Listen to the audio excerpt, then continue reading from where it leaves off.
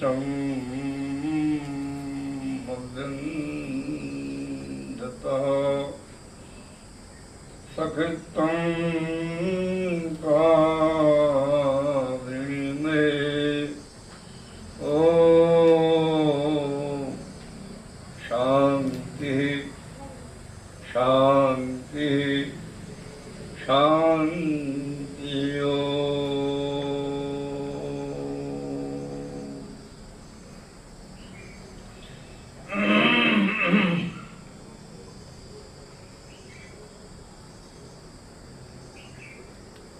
श्रद्धामय पवित्र मातृशक्ति,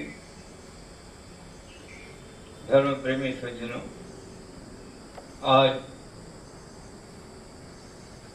हम सभी इस महारोग के कारण उस रूप में गंगा दशहरा नहीं मना पा रहे हैं जिस रूप में आप पिछले वर्ष से भी पहले मनाया करते थे।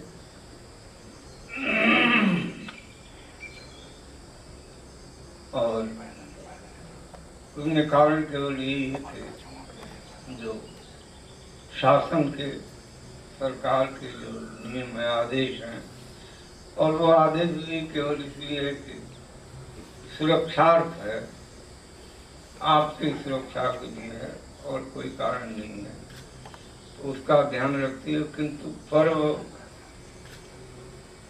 छोटे नहीं, कई पर्व हमारे प्राकृतिक होते हैं, कई ऐतिहासिक होते हैं। ये जो है ऐतिहासिक पर्व है, विजयादशमी है, दीपावली है, होली है, ये प्राकृतिक पर्व है। उनके साथ इतिहास जोड़ दिया लोगों ने, वो अलग विषय है। प्राकृतिक, प्रकृति के अनुसार उस समय के अपने पूर्वजों ने उन पर्वों का आयोजन किया।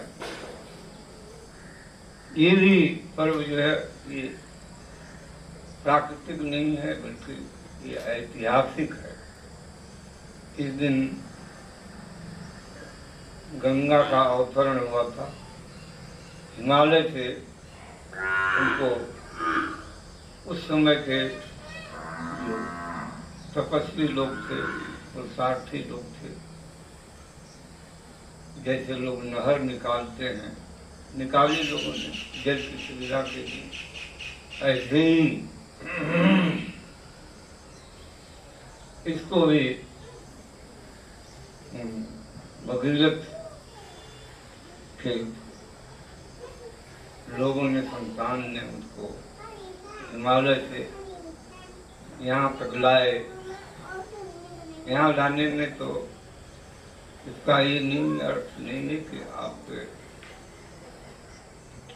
ये जितने अपने नगर हैं वहाँ तक खोदी गई थी, वो तो वहाँ तक लाए थे, फिर इसके बाद जल जो है अपना मार्ग बना लेता है। और उनमें वर्णन किया जाता है कि वो शंख बजाते चले गए उसी मार्ग से, गंगा चली उनके पीछे पीछे। आता है कि उनके 60,000 पुत्र जो थे वो अपने उदंडता के कारण से, क्योंकि जब 60,000 पुत्र, क्या पुत्र से यहाँ रहा है सैनिक, 60,000 पुत्र कहाँ, कैसे होंगे, किसके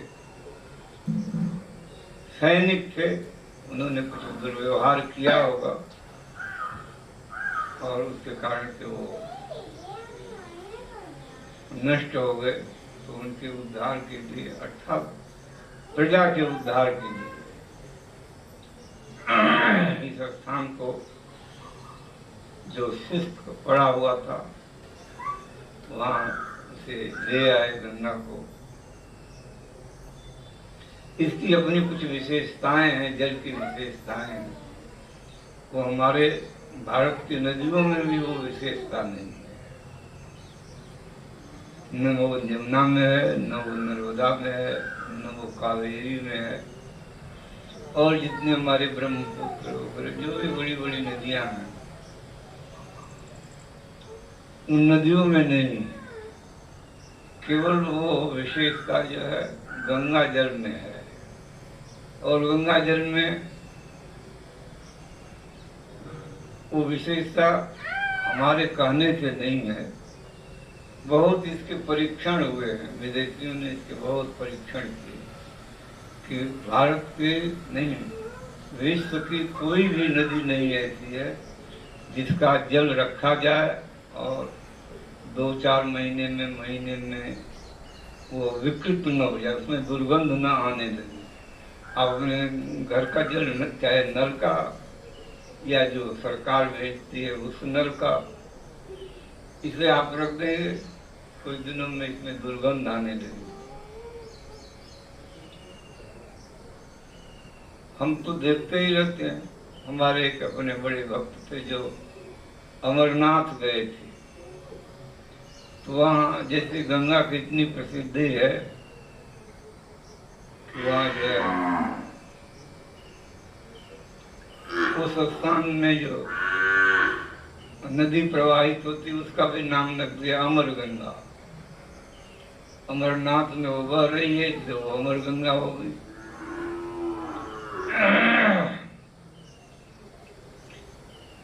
कहीं हुआ तक कहीं मुरादाबाद में इधर और वाराणसी में बाण गंगा है,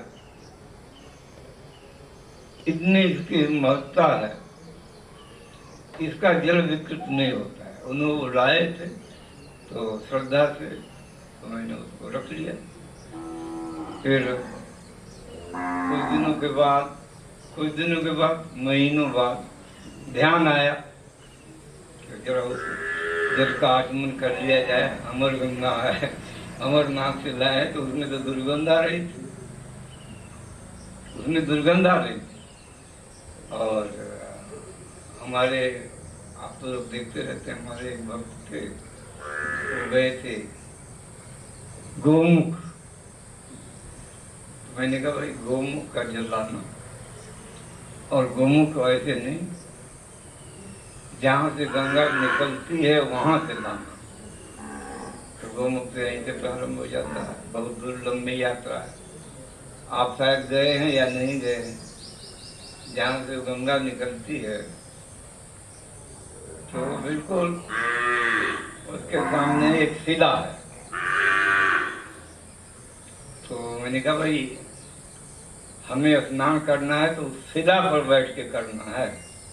देखो नौजवान साथी थे हमारे, साथी हमारे ब्रह्मचारी थे, आजकल सुरेश्वरानंद है, पहले सुरेंद्र ब्रह्मचारी थे, वो साथ थे। तो मैंने कहा इस शिला पर बैठ के नहाना, चाहे कितना ही ठंडा जल होगा। वही हमने स्नान किया। अब वहाँ तो बैठना भी कठिन था, किंतु एक अपना भाव था, स्नान किया। तो उनसे हम तो उस समय नहीं ला सके, उनसे हमने दूसरे संत से गए थे।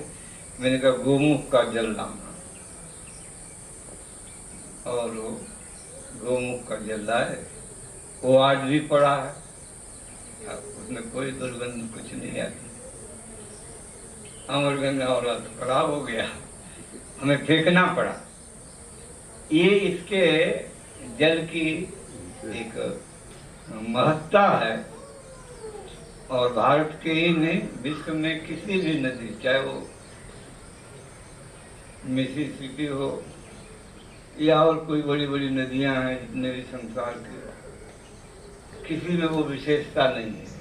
लोगों ने रखा, आपने नहीं, विदेशियों ने रखा। अरे महाभारत में इस गंगा के जल की इतनी महिमा है, कारण क्या है? तो उन्होंने देखा। इसके संबंध में हमारे जो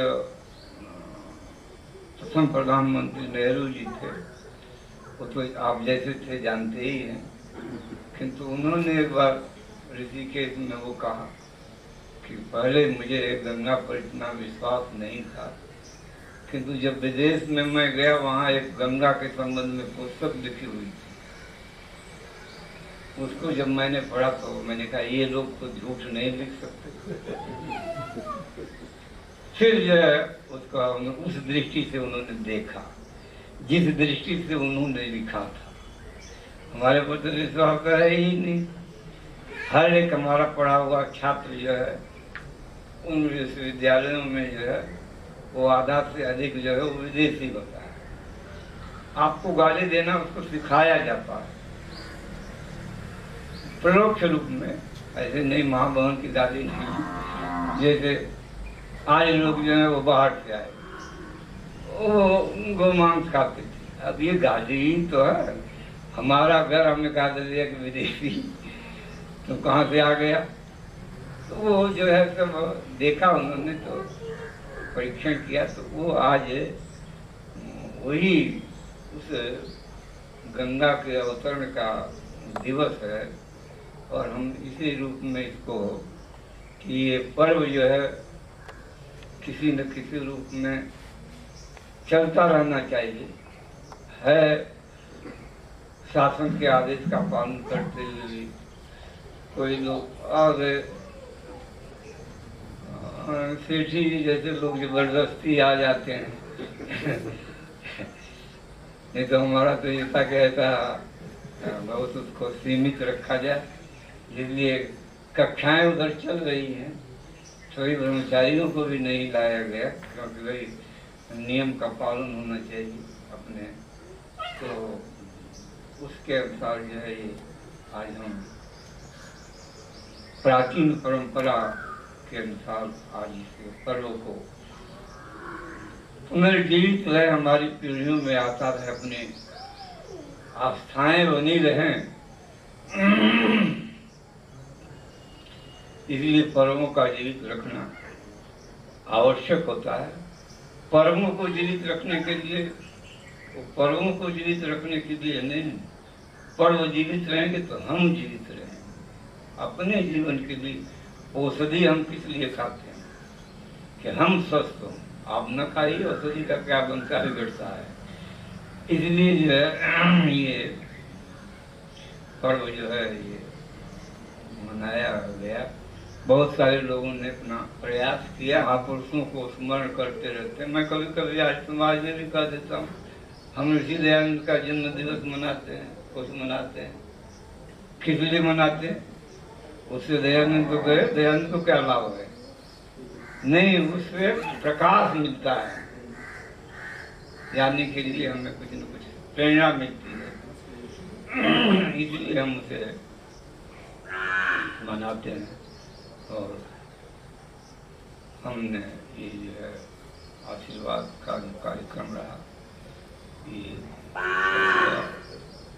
परमात्मा आप सभी लोगों को इस पर्व पर प्रेरणा दे कि हम सब लोग जो हैं भगीरथ के मार्ग के अनुगामी बने, पुरुषार्थी बने, आगे चलें। आप आगे नहीं रहेंगे तो आपकी संस्कृति, आपकी परंपरा चाहे कितनी ही हो अच्छी, उसको कोई नहीं मानेगा। बलवान जो है अपनी बात मनवाता है, इसलिए छांदोग्य उपनिषद में आया है कि नारद जी जो है ऋषियों के पास पहुंचे, उन्होंने कहा मुझे बहुत कुछ, मैंने चारों वेद और ये वो जो कुछ उन्होंने पढ़ा था हमने पढ़ा, किंतु अभी मुझे जो है आत्मवित नहीं हुआ मैं। तो वहाँ फिर उन्होंने उपदेश दिया और उपदेश में उन्होंने कहा 16 गिनाए हैं उन्होंने, उनमें गिनाया ये ज्ञान है, ज्ञान है। तो उन्होंने कहा कि इससे भी बड़ा क्या है? तो उन्होंने कहा कि बल बलवान है, बल बलवान है। उन्होंने कहा कि एक बलवान जो है दसियों मात्र सैकड़ों विद्वानों को मार गिराता है। लाठी है, आप वेद पाठ लेकर के बैठे करते हैं, 2 गुंडे आ गए, पीट पाट करके वेद भी पाठ पढ़ दिया। इसलिए बल का उन्होंने महत्व बतलाया, बल होना चाहिए। आपके पास बहुत कुछ था, किंतु आपताई आए, उन्होंने सब आपके जो श्रद्धा के, आस्था के केंद्र थे, उनको नष्ट भ्रष्ट किया। तो इसके लिए उन्होंने कहा कि बल जो है आवश्यक है।